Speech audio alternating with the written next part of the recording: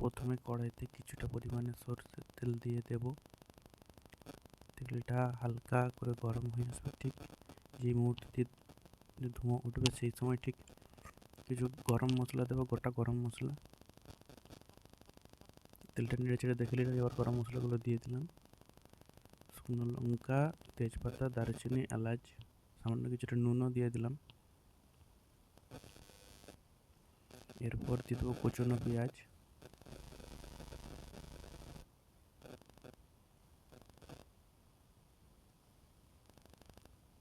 তারই সাথে দিয়ে দেবো গোটা কয়েক কোয়া রসুন।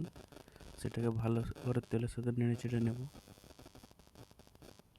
যতক্ষণ না লাল লাল হয়ে ভাজা হয়ে আসছে। ভালো করে নাড়তে থাকবো।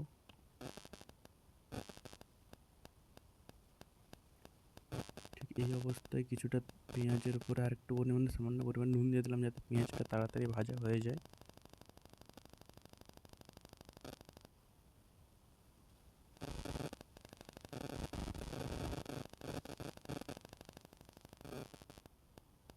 দেখতেই পাচ্ছ পেঁয়াজটা এবার ভাজা ভাজা হয়ে আসছে। এবার দিয়ে দেবো চিকেনটা। সেটাকে ভালো করে তেলের সাথে এবং পেঁয়াজের সাথে নাড়াচাড়া করে নেব। ভালো করে নাড়াচাড়া করতে হবে যতক্ষণ না চিকেন থেকে জলটা বেরোচ্ছে, চিকেনের যে এক্সট্রা ওয়াটার থাকে। এবার দিয়ে দেবো একটা গোটা টমেটো, হালকা যেটাকে মাঝখান থেকে হালকা করে চিড়ে নিয়েছি, সেটাকে দিয়েও ভালো করে নাড়তে থাকবো, মিক্স করতে থাকবো।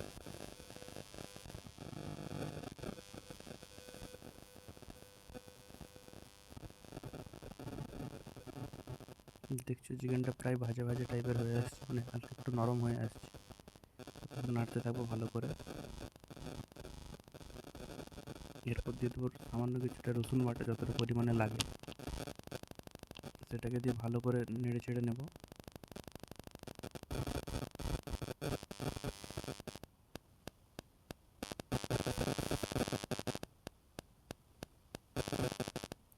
দেখছি রসুনটা প্রায় ভাজা ভাজা হয়ে আসছে, তেল ছেড়ে আসছে।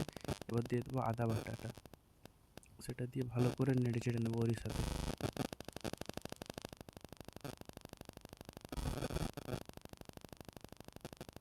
ভালো করে নাড়তে থাকে, কড়াইয়ের নিচে যাতে না জিনিসটা লেগে যায়।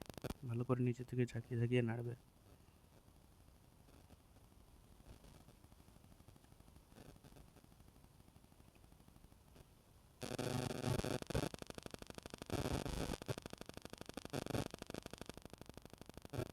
এরপরে গোটা কয়েক 4-5টার মতো কাঁচা লঙ্কা দিয়ে দেবো, দিয়ে সেটাও ভালো করে নেড়ে নেবো।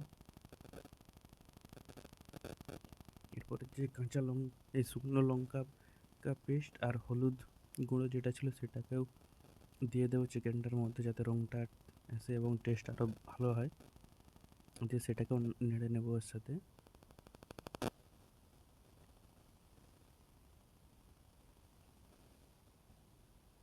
ভালো করে নাড়তে থাকবো যতক্ষণ না চিকেনের এক্সট্রা ওয়াটারটা শুকাচ্ছে।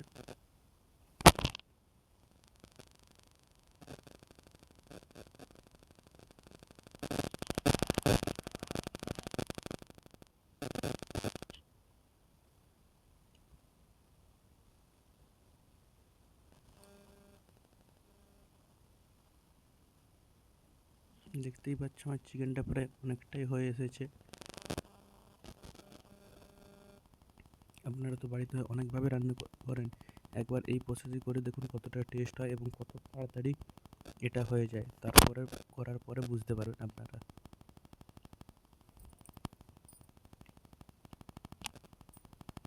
চিকেনটা প্রায় কষানো হয়ে আসছে, আরও কিছুটা কষাতে হবে।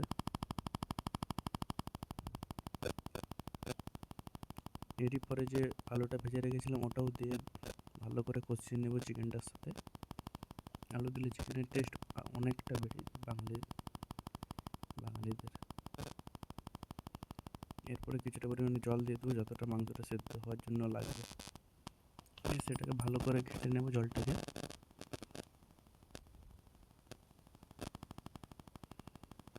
ঘেঁটে নিয়ে এবার জলটা ফুটে গেলেই ব্যাস, সামান্য পরিমাণে চিকেন মশলা একটু আর তার সাথে একটু গরম মশলা গুঁড়ো দিয়ে চিকেন আমাদের তৈরি খাওয়ার জন্য।